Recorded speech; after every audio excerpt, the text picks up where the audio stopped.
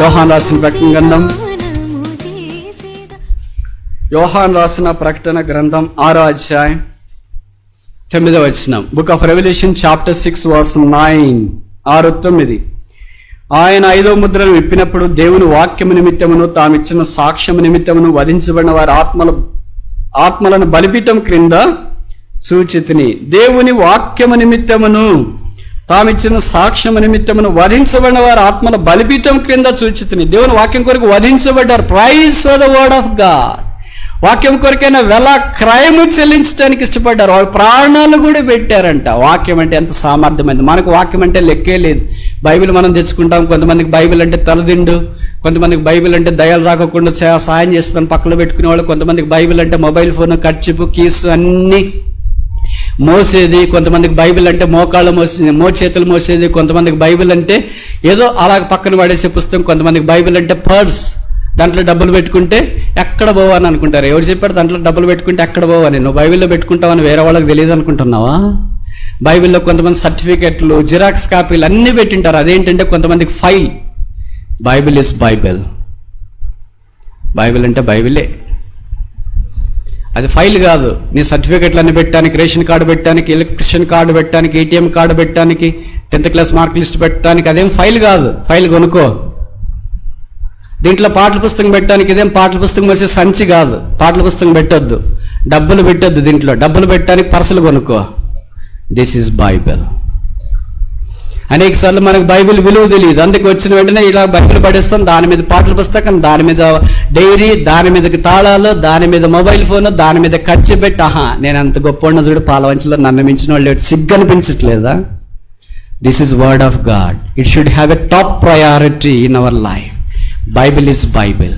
నువ్వు తెచ్చే పాటల పుస్తకమైనా, డైరీ అయినా, మొబైల్ ఫోన్ అయినా, తాళపు చెవులైనా ఏదైనా సరే నువ్వు బైబిల్ మీద పెట్టడానికి ధైర్యం చేయొద్దు.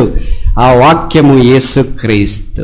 యేసుక్రీస్తు మీద పోయి మొబైల్ ఫోన్ పెడతావా, ఖర్చు పెడతావా, తాళాలు పెడతావా, డైరీ పెడతావా? ఎంత ధైర్యం నీకు, ఎన్ని గుండెలు నీకు, ఎంత కాలం నుండి పాలవంచి బెరాకలోనికి వస్తున్నా ఏమనుకుంటున్నావు నువ్వు? దేవుని వాక్యం అంటే ప్రాణాలు పెట్టారయ్యా. నీ చేతిలో ఉన్న 66 పుస్తకాలు కలిగి నీ బైబిల్ మనుషుల యొక్క రక్తము, ముద్ర, రక్త మరకలు.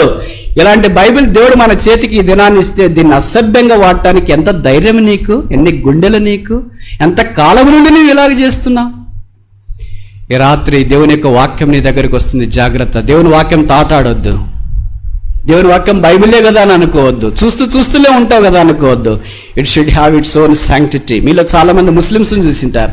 వాళ్ళు అసలు చేత్తో కూడా పట్టుకోవడానికి ఇష్టపడు వారు పవిత్ర గ్రంథాన్ని ఆ చెక్కల మీద బట్టి చక్కగా దాన్ని పవిత్రంగా చూసుకున్న తర్వాత దాన్ని మూసేస్తారు. ఒక సామాన్యమైన వ్యక్తులకు అలాగ వాక్యం, వారి యొక్క గ్రంథం అంటే అంత మక్కువ ఉంటే మరి మన గ్రంథం అంటే మనకెందుకు మక్కువ ఉండకూడదు? ఎందుకు నీకు అంత నిర్లక్ష్యము? ఎందుకు కాళ్ళ దగ్గర పెట్టుకుని ఉంటావు? కొంతమంది లేచి నిలబడి మనం పాటలు పాడుకుందాం, మీ బైబిల్ తీసుకుంటే బైబిల్ని ఇలాగే సరిపోస్తుంటారు. ఏమంతా ఎక్కువైందా నీకు?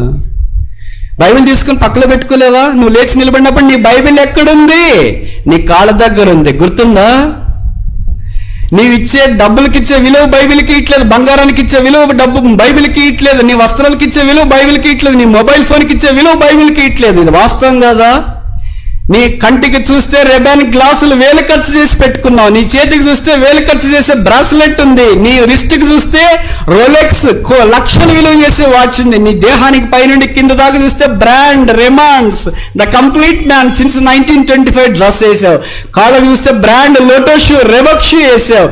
జోబులో చూస్తే వ్యాలెట్, పర్సులు అన్ని కనిపిస్తున్నావు. పైనుండి కింద దాకా నిన్ను ఒక్కసారి లెక్కేస్తే నువ్వు వేలు బలుకుతావు, లక్షలు బలుకుతావు. కానీ విచారకరమైన సంగతి ఏంటంటే నీ చేతిలో ఉన్న బైబిల్ చూస్తే సినిగిపోయింది. 90 రూపాయలు ఎర్రాత్సు కలిగిన బైబిల్ పట్టుకున్నావు. సిగ్గు అనిపించట్లేదా? ఎందుకంత కాస్ట్లీ డ్రెస్ వేసావు అంటే జవాబు ఏం చెప్తావు? జవాబు రిచ్గా కనిపించాలి కదన్నా, నా డిగ్నిటీ మెయింటైన్ చేయాలి కదన్నా. I'm engineer, I'm doctor, I'm officer, I should maintain my dignity. మరి నువ్వు ఇంజనీర్ అయినో, డాక్టర్ అయినో, బ్రాండ్ వస్త్రాలు వేసుకుంటున్నావు. అలాగే బ్రాండ్ బైబిల్ కొనొచ్చుగా. మార్కెట్లో అందుబాటులో ఉన్న బ్రాండ్ బైబిల్, కాస్ట్లీ బైబిల్ నువ్వు కొనడానికి ధైర్యం చేయకపోతే, మార్కెట్లో అందుబాటులో ఉన్న మీకు విలువైన వస్తువులు, విలువైన బట్టలు కొనడానికి ధైర్యం చేయడానికి మీ చేతులు ఎట్లా వచ్చినాయి? ఏ పర్సులో నుండి డబ్బులు తీసి నీ బట్టల కొరకు, బంగారం కొరకు, మొబైల్ ఫోన్ కొరకు, బ్రాస్లెట్ కొరకు, షూస్ కొరకు కొంటున్నావో అదే చేతిలో నుండి మార్కెట్లో లభ్యమయ్యే కాస్ట్లీ బైబిల్ కొనడానికి ఎందుకు నీ చేతులు రాలేదు? అర్థమేంటి? You are not considering this as a rich. ఈ బైబిల్ నీకు ఉంటే ఉండే ఊడితే ఊడే అనే దృక్పథంతో నీవు ఉన్నావన్న సంగతి నీకు అర్థం కావట్లేదా? కొంతమంది గిద్యోని బైబిల్ తీసుకొని వస్తుంటారు. గిద్యోని బైబిల్ నీకు కాదు, వాళ్ళు నీ కొరకు కాదు ఖర్చు పెట్టేది. వాళ్ళు ఎవరి కొరకు ఖర్చు పెడుతున్నారు అనుకున్నారు? యేసుప్రభుని ఎర్రగానే వాళ్ళ కొరకు గిద్యోని బైబిల్. నీ దగ్గర గిద్యోని బైబిల్ ఉంటే నువ్వు యేసుప్రభుని ఎరిగింటే మొట్టమొదటి చేయాల్సిన పని ఏంటంటే అది ఇంట్లో పెట్టి ఒక కొత్త బైబిల్ కొను. నీ దేహంలో ఉన్న పైనుండి కింద దాకా వస్తువుల సామాగ్రి అంతా లెక్కించినప్పుడు నీ చేతిలో ఉన్న బైబిల్ ఆ వస్తువుల యొక్క సామాగ్రి విలువ కంటే తక్కువైనదంటే సిగ్గుపడు. పిల్లలకు కొంతమంది బైబిల్ కొనియరు, కొంత న్యూ టెస్టిమెంట్, ఇంకా వాళ్ళు చదువుకోరు అనుకుంటాం. సరే చదువుకోకపోతే తీసుకోవటానికి అలాగే మనం ఆ షాప్కి వెళ్ళి మనకు పిల్లలకు బట్టలు కొనిస్తారు. బట్టలు ఎందుకు కొనిచ్చారు? బైబిల్ ఎందుకు కొనియలేదంటే వాళ్ళు చెప్పే సబాబు ఏంటి? బైబిల్ చించేస్తాడు బ్రదర్. మరి బట్టలు చించేయడా? అర్థమవుతుంది అనుకుంటే నేను చెప్పే తెలుగు భాష మీకు. మన దేవుని వాక్యం నిత్యమైనది. మన బట్టలు పోతాయి, మొబైల్ ఫోన్ పోతాయి, షూ పోతాయి, రేబాన్ గ్లాసెస్ పోతాయి, రిస్ట్ వాచ్లు పోతాయి, అన్నీ ఒక దినాన్ని పోతాయి. కానీ ఏ వాక్యము రక్త మరకలు కలిగి ఉందో ఆ వాక్యము మనల్ని భద్రపరుస్తుంది, కాపాడుతుంది. దేవా నీ వాక్యం ఆకాశమందు నిత్యము స్థిరముగా ఉన్నది. ఈ వాక్యం కొరకు మనుషులు ప్రాణం పెట్టారు.